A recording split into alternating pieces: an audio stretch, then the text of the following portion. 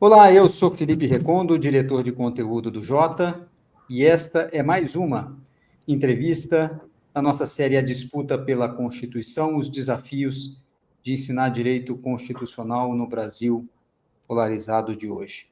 Esta é a última entrevista, e é uma entrevista especial com o professor Gilmar Mendes.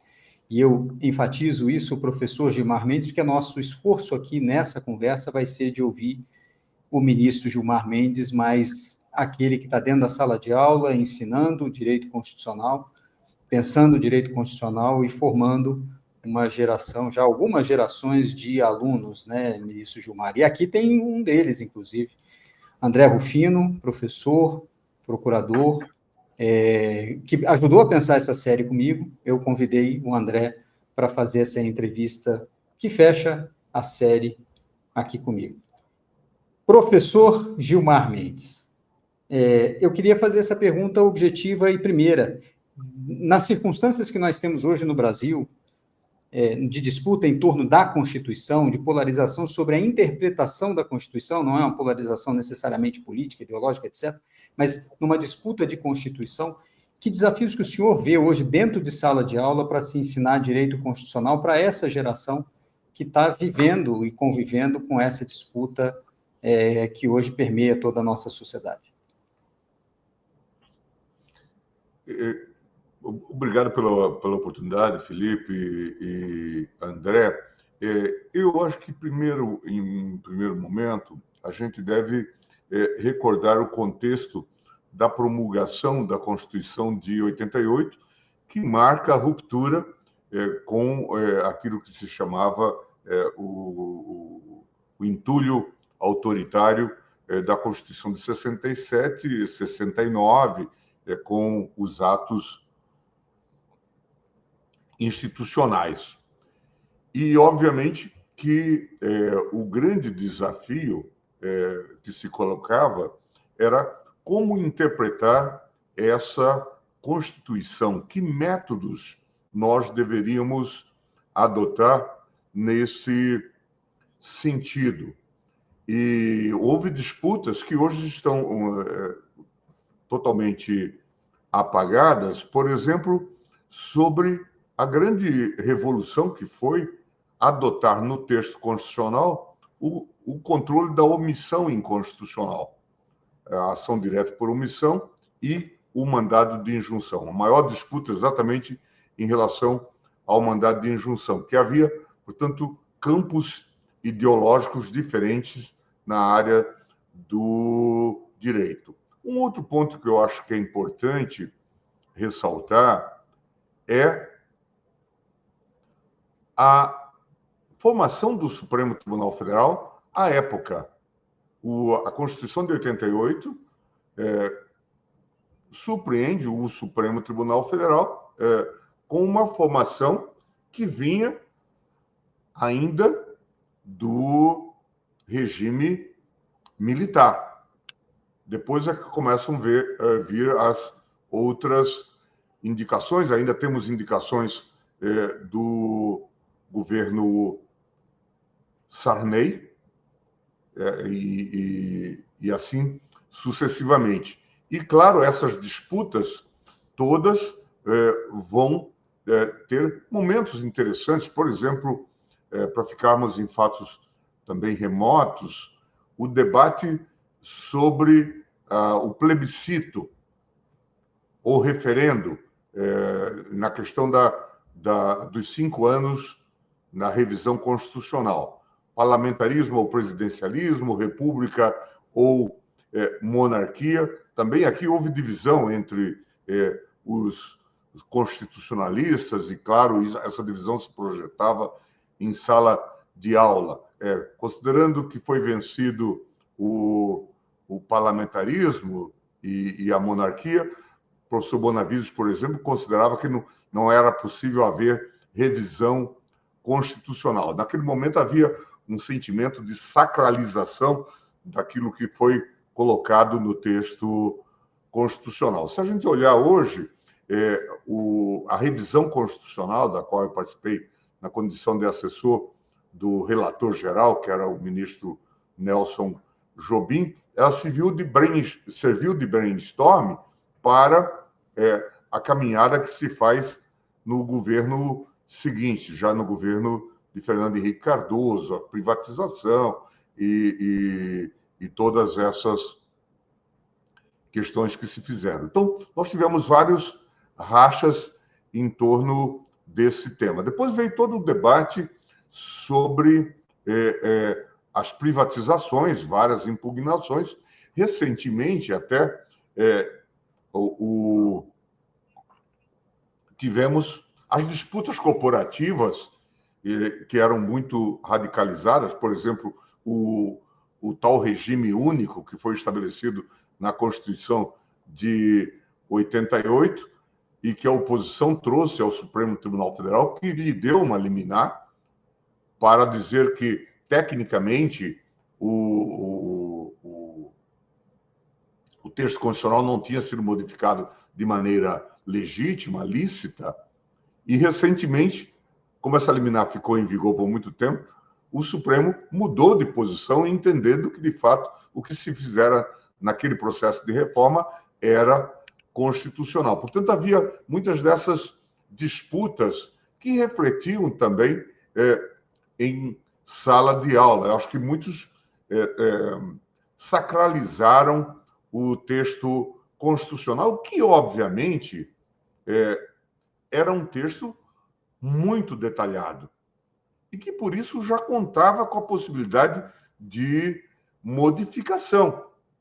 Supunha a modificação. A própria revisão constitucional daí a 5 anos, prevista no texto constitucional, é quase que uma confissão do Constituinte de que era necessário fazer uma mudança, eventualmente uma reavaliação. Muitos dizem que o prazo foi errado, porque 5 anos foi um ano antes das eleições presidenciais. Portanto, o debate foi muito contaminado por isso. Mas eu me lembro até que participei de uma conversa almoço, com Roberto Campos, que foi um crítico do processo constituinte, e ele elogiava o Ronan Tito por ter feito aquela proposta da revisão daí a 5 anos. Claro que ninguém apostava na monarquia, na restauração da monarquia, mas imaginavam que podia trazer de novo a ideia do parlamentarismo, né, que é uma ideia que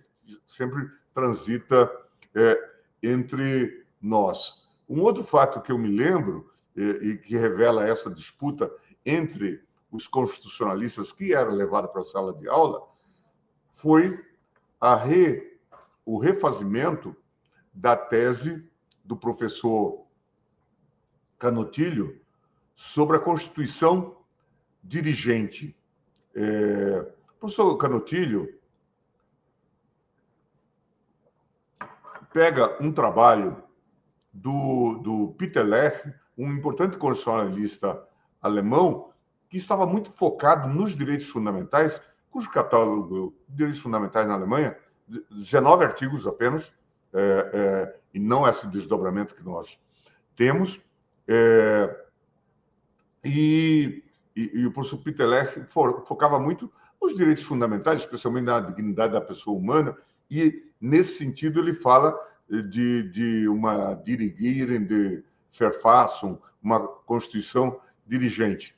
O professor Canutilho tenta projetar isso para algo mais amplo, na sua perspectiva da época, e em que a Constituição portuguesa, como sabem, inscreveu até a adoção de um regime socialista, colocou isso como cláusula pétrea. Quando a gente discute hoje o valor jurídico de cláusula pétrea, sempre vem esse exemplo. Quando Portugal entra na União Europeia, suprime este amplo elenco que previa, por exemplo, a estatização dos meios de produção. Mas eu assisti, não sei dizer a data, em Coimbra, uma pergunta do professor Lênio Streck, dirigida ao professor Canutilho.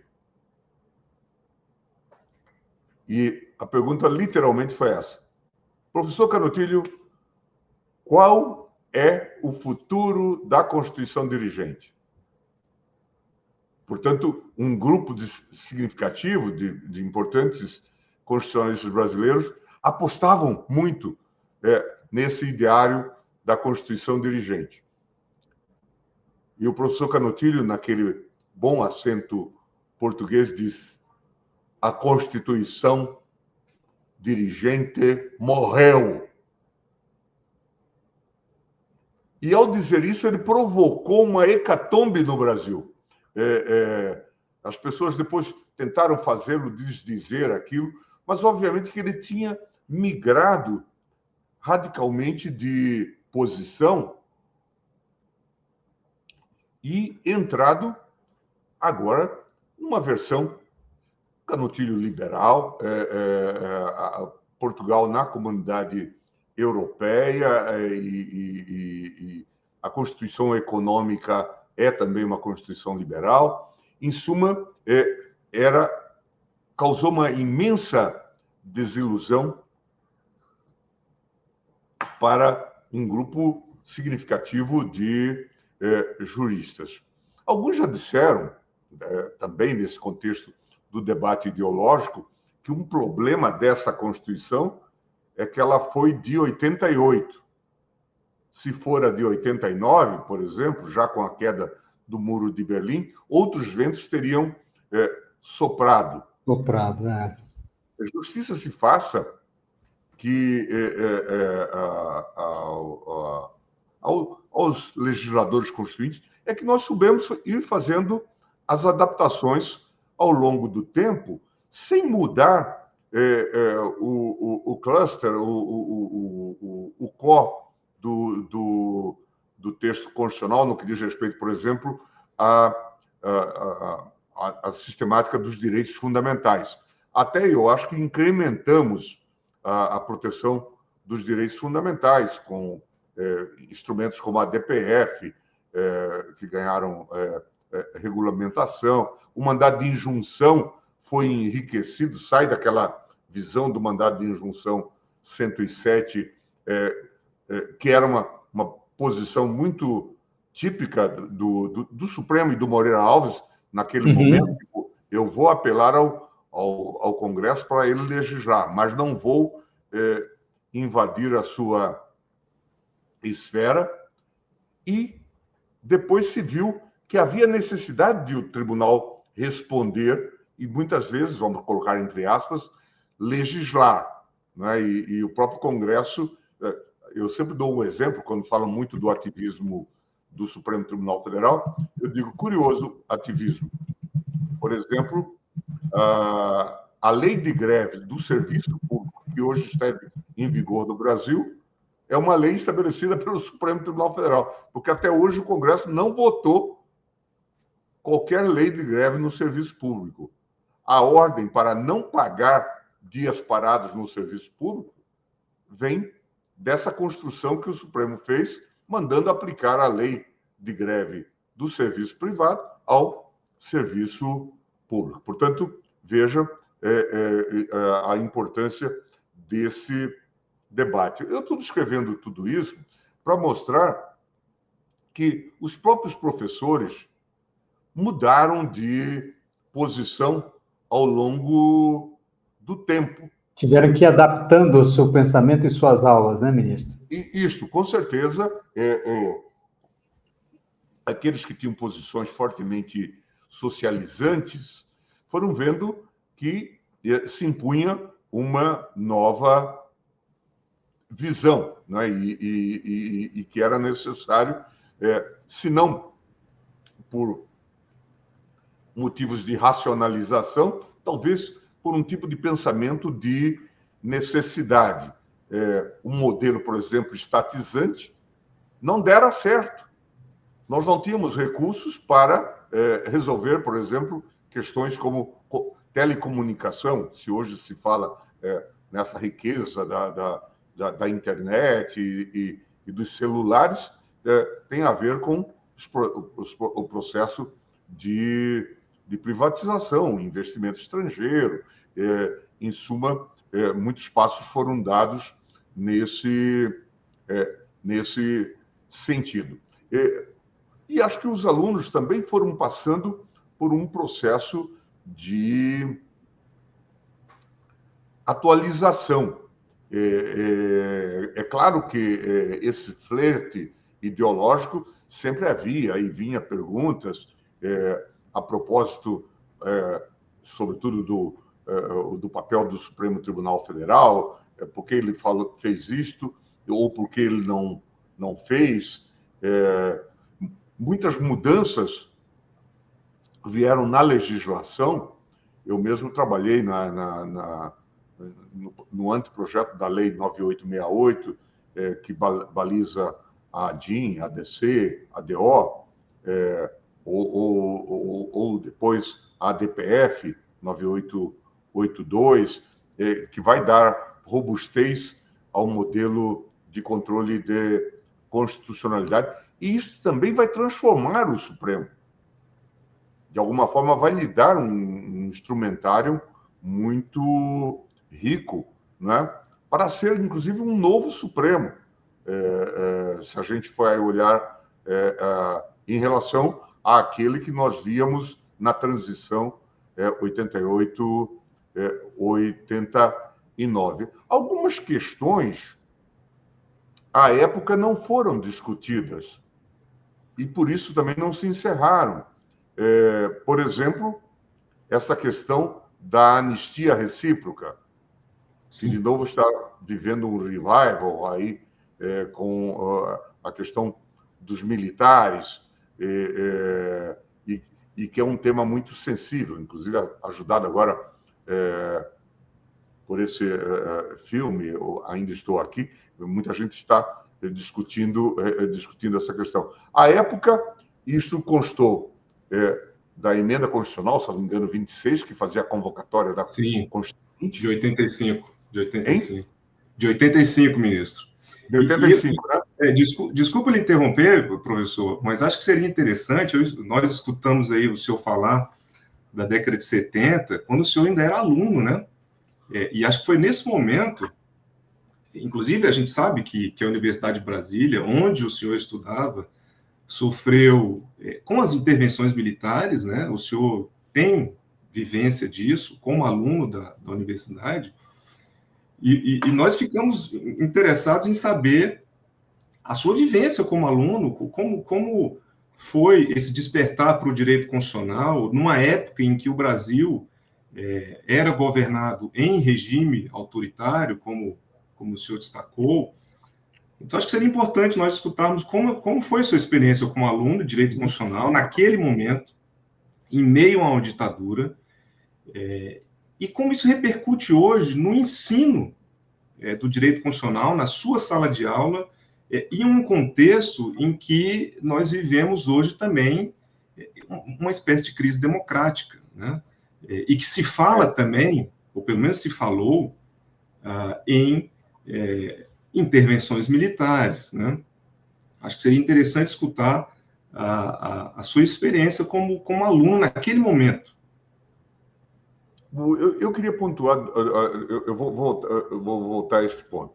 Eu queria só pontuar que, por exemplo, essa questão da anistia, à época, não teve o devido debate, talvez, e por isso a gente esteja voltando agora, mas ele de alguma forma, ela foi consagrada ainda no processo que convocava a Constituinte. Se a gente for olhar um dos artigos que trata dessa emenda, que convoca a Constituinte, já fazia este acerto. O que mostra que no governo Sarney já se tinha negociado este processo de anistia.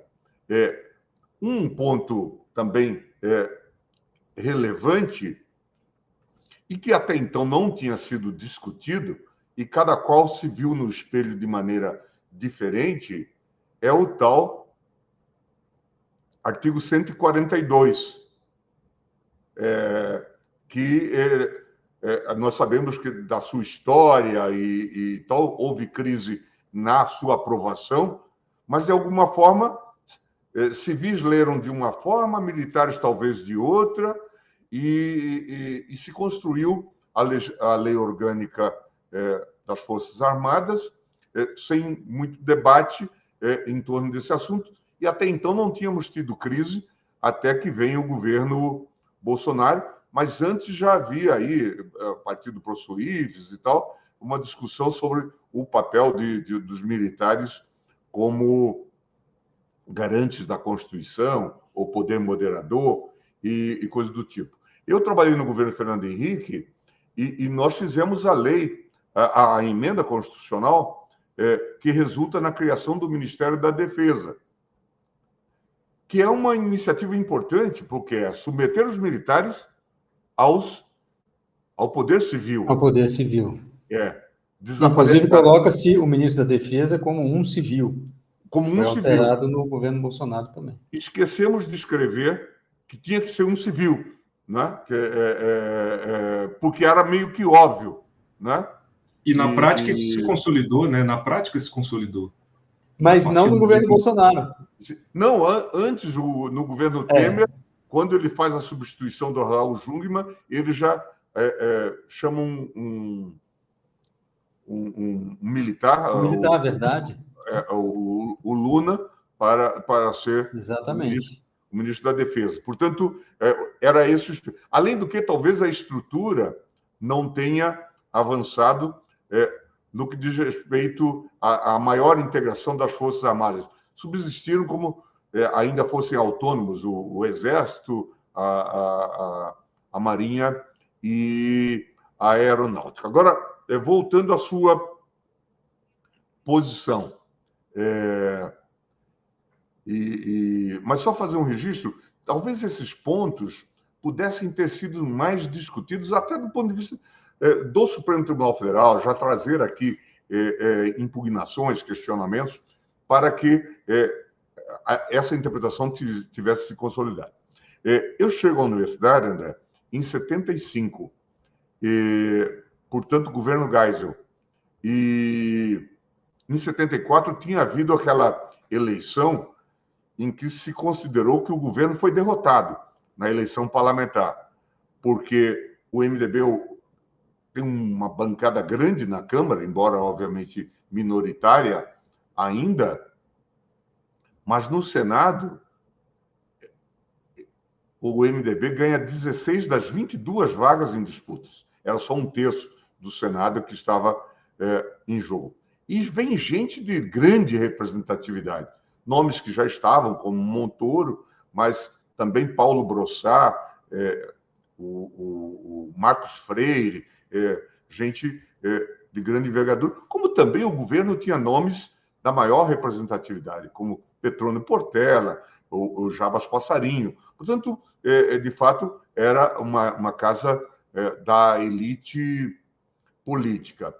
E começa esse processo que chamava de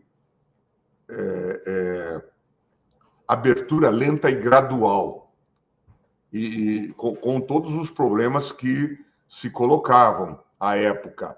E nós vamos viver, então, momentos tensos na universidade. A gente tinha contatos com políticos, professores, o Rezec era subprocurador-geral da República, foi diretor da nossa escola. Inocêncio Mártires Coelho vai ser procurador-geral, mas antes tinha funções na Casa Civil. Josafá Marinho, um nome de oposição, tinha sido senador, depois vai voltar a ser senador, era professor de Teoria Geral do Estado. Flávio Marcílio, Moreira Alves, procurador-geral da República. Naquele período, Moreira Alves ganha grande destaque por ser aquele que vai denunciar Chico Pinto,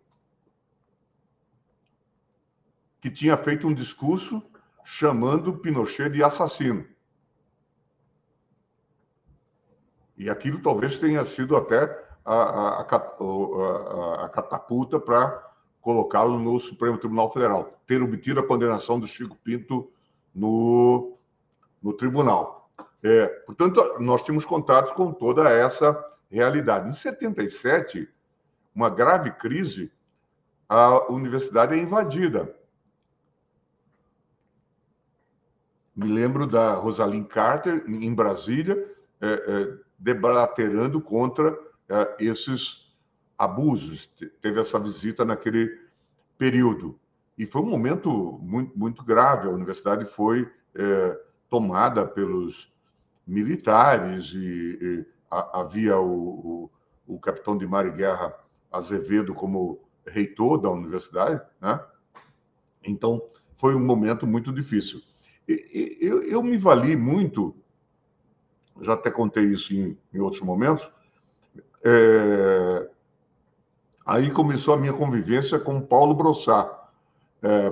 Paulo Brossat, com aquele método que ele tinha, ele sabia, de 2 em 2 meses, 3 em 3 meses, ele fazia um grande pronunciamento no Senado. E o Senado e a Câmara, todos afluíam para lá. As galerias também enchiam. E eu ia para lá também. Tanto é que eu me considero um aluno de Paulo Brossat, sabia os discursos, e passei muitas tardes nas galerias, sobretudo do Senado Federal, embora houvesse nomes importantes na Câmara, como o Lisânias Maciel, Ulisses Guimarães, claro, e outros, mas as disputas ideológicas mais ferrenhas e retóricas se davam no Senado Federal. Então, eu tive também, vamos chamar, esse banho acadêmico, político no Senado Federal. Me aconteceu até uma situação engraçada na vida, que eu fiz concurso, quando eu voltei da Alemanha, fiz concurso para o consultor legislativo do Senado Federal, acabei passando e tal, mas passei também para juiz federal, passei para procurador da República e fiquei nas alternativas. E fiquei prorrogando aquilo, porque eu achava, tinha uma admiração grande pelo Senado, assim, e além de confortável trabalhar lá, né, e tudo, mas eu tinha a memória de estudante muito favorável ao Senado Federal. Até que eles me deram um ultimato, tipo, ou pega agora ou saia e desista. Eu acabei, então, desistindo, porque eu percebi que estava ocupando uma vaga que eles queriam predestinar para alguém, e aí... mas eu vivenciei isso. Hoje o meu filho é consultor do Senado. Mas eu tenho essa memória positiva. Mas eu queria contar também um episódio interessante. Na vivência, no estudo de direito constitucional era muito história de direito constitucional. Exatamente por conta das limitações que existiam. Então, por exemplo, eu estava, naquele momento, muito influenciado pelo Moreira Alves, civilista. Embora ele fosse multidimensional, mas estava muito influenciado por ele. Mas era muito influenciado pelo Josafá Marinho. Mas quando, por exemplo, fui para a Alemanha a primeira vez, imaginei estudar alguma coisa na área de direito civil. Até que fui assistir uma aula, porque era uma exigência da faculdade, de fazer 3 disciplinas, civil, penal e constitucional, fui assistir uma aula de jurisdição constitucional. E vi que eles estavam muito adiantados no processo constitucional. O professor Klaus Schleich, um nome muito conhecido, um professor de direito constitucional, interessante que era titular de direito constitucional e de teologia, de direito canônico, desculpe, lá da Universidade de Bonn. E a partir daí, meus olhos se abriram para o direito constitucional, o processo constitucional, porque eu disse, olha, eu vou fazer algo diferente, e isso influenciou, quando voltei ao Brasil, terminei a minha dissertação de mestrado, já com esse enfoque. Mas voltando à questão de classe, Eu tenho a impressão de que hoje os alunos são mais atentos, talvez, a muitos debates que estão na sociedade, a questão da justiça social, a aplicação dos direitos sociais, né, como realizá-los, os desafios que nós temos, né, na questão da desigualdade. Acho que há toda uma temática em torno dessa questão, e também se discute muito o papel do Supremo Tribunal Federal. O que é interessante é que, no passado, o que se cobrava do tribunal era a sua excessiva inércia. A decisão, por exemplo, do mandado de injunção 107. Agora se cobra do tribunal o seu excesso de participação ou de ativismo, não é? Então, a época que eu vim para cá, por exemplo, para o Supremo, a minha indicação causou alguma polêmica, porque eu era muito identificado com o governo Fernando Henrique Cardoso, que era tido como neoliberal. E eu era tido como autor de medidas jurídicas deste governo. Mas, em geral, não se prestava muita atenção na indicação das pessoas para o Supremo Tribunal Federal. Hoje, não, né? Diante da importância que o tribunal ganhou, e claro, se a gente se colocar em sala de aula, a gente vê que os alunos perguntam sobre isso, né? Sobre o ativismo, sobre o que se deve fazer, né?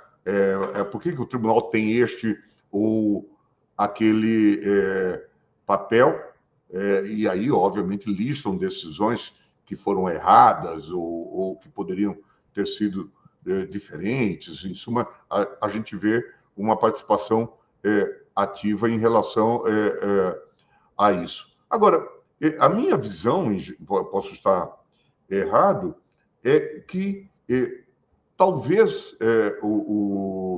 nós estejamos vivendo um estágio de pós-modernidade em relação a isso.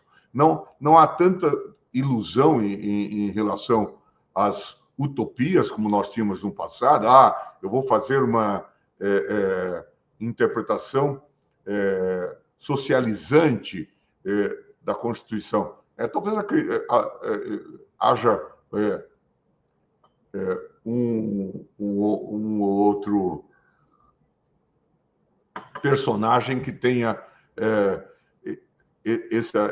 essa feição ideológica hoje. Mas, no geral, o sujeito não precisa ser necessariamente socialista para defender os direitos sociais e a substância do sistema, né? O sujeito não vai declarar no Supremo Tribunal Federal a inconstitucionalidade do Bolsa Família, né? Dirá, não, é bom que haja ajuda às pessoas que têm necessidade, né? Talvez na Justiça do Trabalho tenha um pouco desses personagens que ainda acreditam que ele pode transformar o Uber em seletista e que a CLT é o melhor diploma do mundo. Mas, fora daí, eu tenho a impressão que professores e alunos se libertaram de um viés muito ideologizante, não é? Ministro, eu queria fazer uma pergunta, e eu disse no início que nosso foco é entrevistar o professor Gilmar Mendes, mas o senhor, dentro de sala de aula, passou a receber certamente muito mais questionamentos sobre o Supremo. Todos os seus alunos hoje, certamente, chegam à sala com muitas opiniões sobre o tribunal, decisões, como o senhor acabou de falar, também sobre os ministros.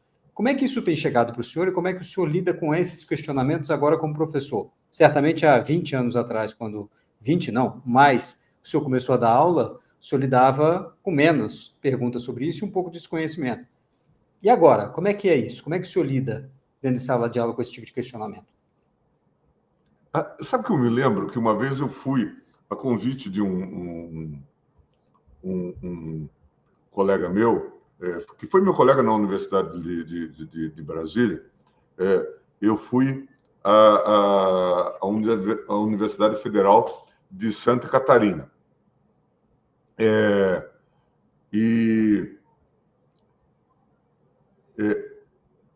E lá eu falei sobre os projetos do governo, salvo engano, eu estava na AGU.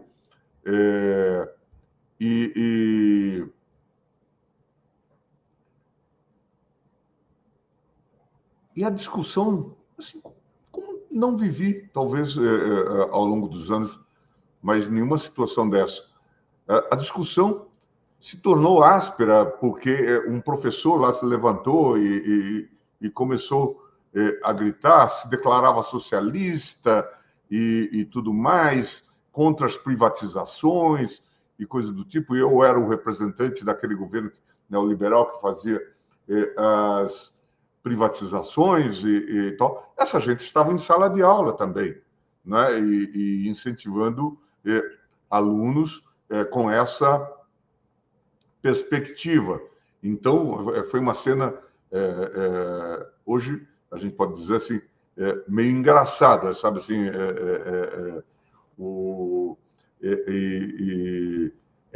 mas era contra o papel que eu exercia como viabilizador das privatizações, né? Assim era a leitura. E as privatizações como um mal para o Brasil, né? Então, havia um pouco essa ideologização e tal. Hoje se discute muito a questão do papel do tribunal na separação dos poderes. E isso é perguntado para os alunos. A questão do aborto não é do legislativo, ou dadas outras questões, não deveria ser o legislativo a decidir sobre este ou aquele tema. E as opiniões são divididas a propósito, até porque, em muitos casos, o tribunal só atuou na omissão a partir de um lapso de tempo razoável de não disciplina ou de não regulação, né? Mas me parece que, em geral, a avaliação entre os alunos do tribunal não é necessariamente negativa. Percebem que, se há disfuncionalidades, talvez o tribunal ajude a reduzi-las ou minimizá-las. É claro que temos vários problemas que estão aí postos, o próprio debate que agora renasceu sobre o semipresidencialismo, o avanço que o Congresso fez em relação às emendas parlamentares. Quer dizer, vivemos muitas crises políticas. Nós não podemos esquecer alguns fenômenos que ocorreram. Por exemplo, nós passamos por 2 impeachments presidenciais concluídos. E alguém já disse, acho que algum estudioso estrangeiro já disse, que isso é um pouco de parlamentarização do presidencialismo. Porque, em princípio, nos países de tradição presidencialista, o impeachment não se conclui. O presidente, logo, quando se vê inviabilizado, ele renuncia. E aqui tem ido até o fim, gerando traumas que nós sabemos, custos políticos enormes. Então, é muito interessante todo esse debate, e acho que é muito rico para os alunos participarem dessa construção. É um país ainda em fazimento. Veja o debate sobre o marco temporal. A Constituição estabeleceu 5 anos para concluir a demarcação de terras indígenas. Nós estamos chegando a quase 40 anos da Constituição e isto não terminou. A questão do parlamentarismo, ela não se encerrou, não é? Está aí presente, né, no debate. A formação de partidos políticos, o modelo de financiamento, todos esses debates estão postos e são extremamente vitais. É um projeto em andamento, né? A Constituição é um projeto contínuo, né? Sim, sim. Né? Sim, mas entre nós tem muitas questões relevantes em aberto, talvez mais do que em outros países, né? E um aluno que encerra um curso numa universidade, por exemplo, de Brasília, mas em qualquer outro lugar do Brasil, daqui a pouco pode ser consultor legislativo e estar participando, por exemplo, de uma reforma política. Recebi agora políticos aqui discutindo a reforma política eleitoral, voltar ao modelo distrital ou distrital misto. Então, veja que são coisas assim extremamente relevantes, não é? Imagino que os alunos veem também essa possibilidade, quer dizer, ao dialogar com alguém com alguma representatividade, talvez eles imaginem-se daqui a pouco nesse papel, não é? Quer dizer, de influenciar a vida nacional, dar um novo desenho à institucionalidade, né? Mas, professor, o senhor falou muito da experiência de outros países, né? Acho que é importante, inclusive, fazer essas comparações. E o senhor sempre teve, nós sabemos, né, sempre manteve um intercâmbio acadêmico muito frutífero e muito conhecido, muito respeitado, com professores de diversos países, especialmente na Alemanha. E nós sabemos que os países europeus, pelo menos alguns, né, convivem também hoje com crises e com sociedades também polarizadas. Dos diálogos que o senhor continua mantendo com os colegas professores europeus, há alguma percepção sobre as repercussões dessa crise dentro da sala de aula, no âmbito acadêmico das universidades europeias? Ou seja, o ensino do direito constitucional europeu também tem sofrido o impacto da crise, como nós vemos aqui também? Olha, eu acho que certamente eles têm alguns problemas muito sérios. Se a gente olhar que vários países hoje enfrentam equilíbrios instáveis. A França está com um governo instável, a despeito da presidência do Macron, a ameaça da extrema-direita com Le Pen, e um primeiro-ministro, quer dizer, tem se trocado o governo com muita facilidade, né? Temos o fenômeno húngaro, né? Até recentemente tínhamos também o fenômeno polonês. Tem Meloni na Itália, que também não se revela tão radical quanto se podia esperar, mas é um dado que afeta a leitura constitucional. A Alemanha está indo para eleições agora e com um crescimento previsto para a extrema-direita, inclusive com discussão sobre as redes sociais, participação de Elon Musk em comícios. O que tem causado muita preocupação, né? Nós temos muita preocupação. E veja, tudo isto traz consequência para as instituições.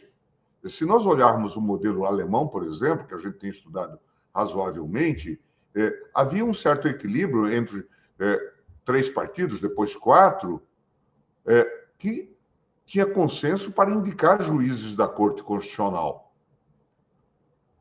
Agora, se a AfD tiver 19% dos votos, terá ela direito a indicar um juiz para a Corte Constitucional, dentro daquele modelo consensual que fazia? Terá um juiz de extrema-direita no parlamento? Veja, isso são questões que certamente estão sendo debatidas e discutidas pelos nossos professores. Se a gente olhar aquele site que é muito popular, tem muito texto em inglês, o Fairfax's Blog, esse debate está lá muito, muito ativo. A AfD assumir alguns governos estaduais na Alemanha, né? Então, veja que a gente está vivendo um momento bastante peculiar, não é? E desafiador no campo político e, invariavelmente, também no campo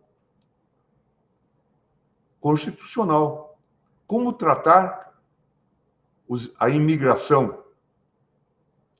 É um tema que, de alguma forma, une uma série de instituições democráticas. Se tornou uma questão extremamente delicada nos diversos países, não é? Portanto, esses elementos que depois alimentam isso que nós chamamos a polarização. Nesse sentido, até justiça se faça ao Brasil. Veja que a cada hora entram venezuelanos ali na fronteira seca, chegando em Roraima, e o pessoal de Roraima reclama de ajuda do governo federal, mas não tenta devolver os venezuelanos, né? O que é um dado importante, acho que eu diria, de uma cultura sociológica e constitucional extremamente positiva nossa, né? Nós não queremos impedir a entrada deles.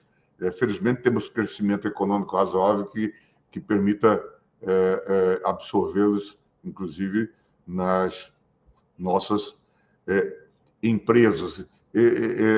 Eu até tenho a impressão, quer dizer, afora o negativismo, que às vezes é positivo na autocrítica que fazemos no quadro político, mas quando eu perambulo por aí e depois eu volto ao Brasil, eu fico até com a impressão de que a gente tem uma situação tão diferenciada, sabe, um certo oásis, considerando todas essas situações que estão postas e que estão por vir em vários países. E a gente nem precisa dialogar com os nossos amigos portugueses, que declamam muito o velho do Restelo, né? Assim, são extremamente pessimistas em geral. Eu até brinco com alguns.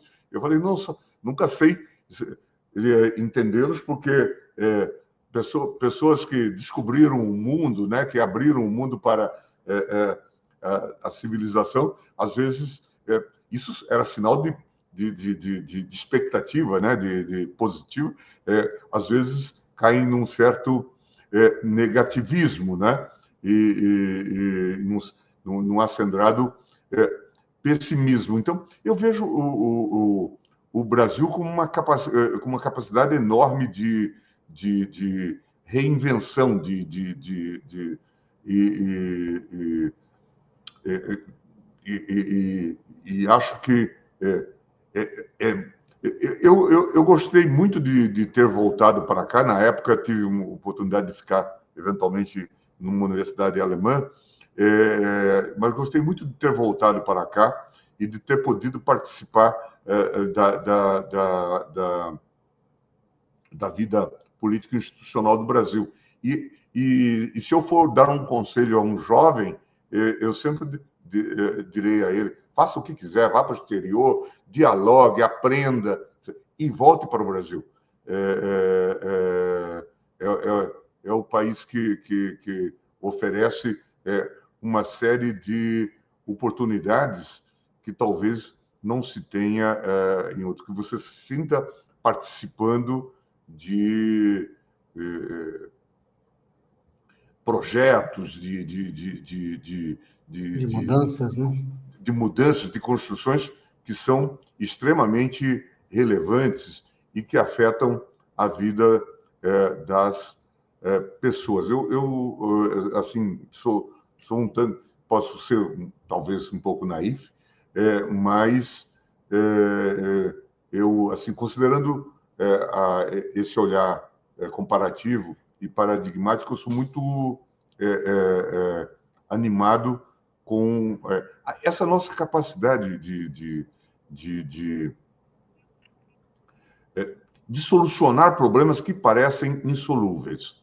Se vocês olharem a transição constitucional, a Constituição fala tanto em inflação e correção monetária. Por quê? Porque nós estávamos imersos nesse quadro. Parecia que não tinha solução, né? Parecia que não tinha solução. Tanto é que constitucionalizamos a inflação. Essa era até uma das piadas que o Roberto Campos fazia, não é? Não obstante, veja, pouco tempo depois, nós soubemos construir a solução do Plano Real e reinventamos o país, porque aquilo foi a maior redistribuição de renda que se já fez. Reestruturamos a rede bancária. Hoje temos uma rede bancária extremamente sólida, graças àquelas reformas que se fizeram, não é? E, a partir daí, nós conseguimos avançar numa série de questões. Ah, mas podemos ter feito mais. Claro. Agora, a democracia também cobra esse preço na construção do consenso. Esse exemplo, acho que já poderíamos ter avançado muito nessa reforma administrativa. Um dos pilares era a superação do regime único. Continuamos vinculados ao modelo da estabilidade total no serviço público, graças a essa operação que contou com a ação da oposição. Vamos dizer assim, uma oposição na época que, obviamente, atendia aos seus eleitores, mas com uma visão atrasada. E nós atrasamos 20 anos nesse processo de reforma. Mas é muito. Paga-se o preço por viver no Estado democrático de direito também. Ministro, última pergunta, e essa a gente faz um tangenciamento, sem dúvida nenhuma, entre o professor e o ministro. O Supremo passou, evidentemente, a ser criticado, o comportamento dos seus ministros também analisado, comportamento decisório, comportamento na vida pessoal, etc., etc. E também com o processo decisório do tribunal, que me parece que era muito diferente também no passado, não se discutia o processo decisório. Como é que o senhor lida dentro de sala de aula com essas perguntas, tendo que explicar, às vezes, coisas que o senhor mesmo, das quais o senhor participa? Olha, com a maior naturalidade, como sabem, com a maior sinceridade. Até porque as coisas, elas não são, muitas vezes, deliberadas com uma dosagem de dolo. Vamos falar de um exemplo que é um tema crítico e que aparece nas conversas com os alunos. Decisões monocráticas, especialmente em processos objetivos, ADIM, ADC e ADO. Todos sabem, as leis que nós fizemos estabelecem que as decisões não podem ser monocráticas, que elas têm que ser colegiadas. E como você suspende a lei, tem que ter 6 votos, a mesma maioria para declarar a inconstitucionalidade da lei. O que aconteceu ao longo do tempo? E dá até para a gente ver os personagens atuando. Dificuldade, por conta da pauta travada do Supremo Tribunal Federal, de levar para o plenário, e só havia plenário físico, as liminares.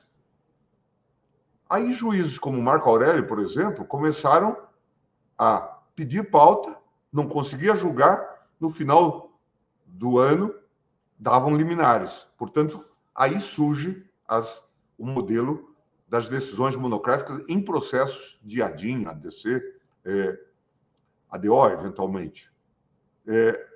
Outros foram mimetizando isto e daqui a pouco era uma prática generalizada. Um costume, um direito consuetudinário contra a legem, tangido pelo princípio da necessidade. Chegou uma hora que todos começaram a criticar e isso foi apontado como um grave problema. Soubemos selecionar e atendemos às críticas. Acho que foi extremamente... Lembrando que o senhor foi um dos primeiros a criticar, né? Do ponto de vista acadêmico. Se eu não me engano, escreveu, inclusive, em voto, inclusive, Escreveu, que as decisões eram ilegais. Eu tinha escrito as leis. Eu sabia que isso era relevante. Né? Não precisávamos de uma emenda constitucional para nos dizer que teríamos esse encontro, né, com a confrontação. É uma pena que isso tenha vindo num contexto político muito adverso, como se nós tivéssemos abusado dos nossos poderes. E se nós formos olhar, teve liminares que eram democráticas, monocráticas, que eram extremamente necessárias. A ministra Rosa deu uma liminar, por exemplo, as pessoas também se esquecem disso, contra uma medida provisória que mandava que todos os telefones das pessoas, o número dos telefones, fosse fornecido ao IBGE. Muito provavelmente, sem as cautelas de estilo diante do governo da situação governamental em que nós estamos e de má governança, aquilo viraria um instrumento de espionagem. Ela deu a liminar monocrática e submeteu ao plenário.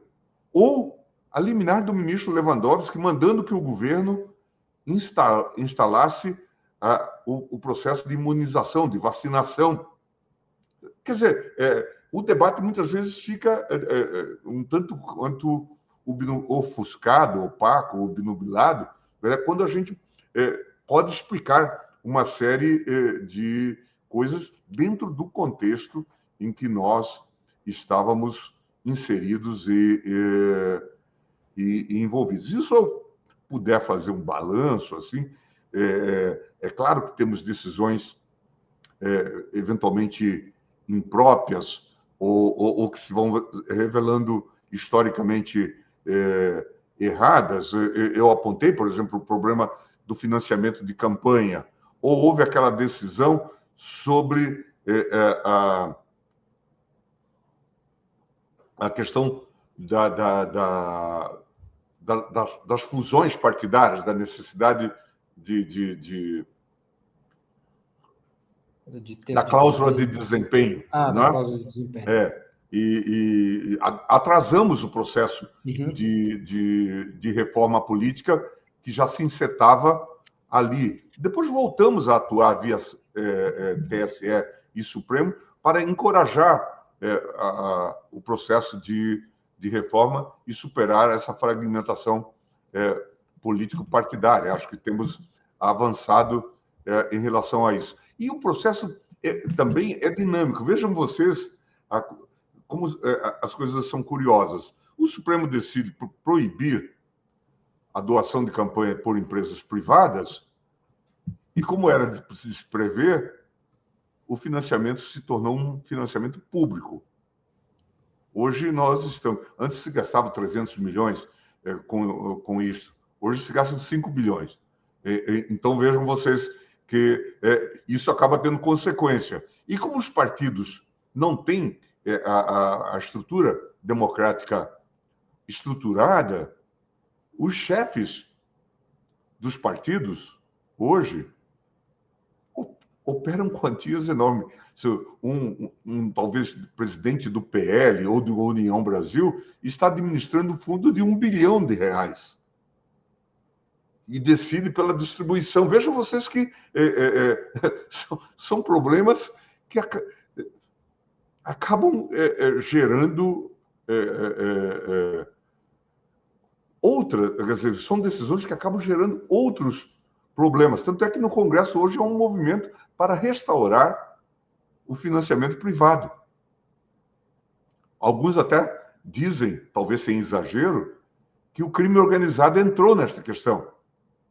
Então, são questões complexas e que exigem, talvez de nós, muitas vezes, revisão, como aquela que nós fizemos em relação à prerrogativa de foro.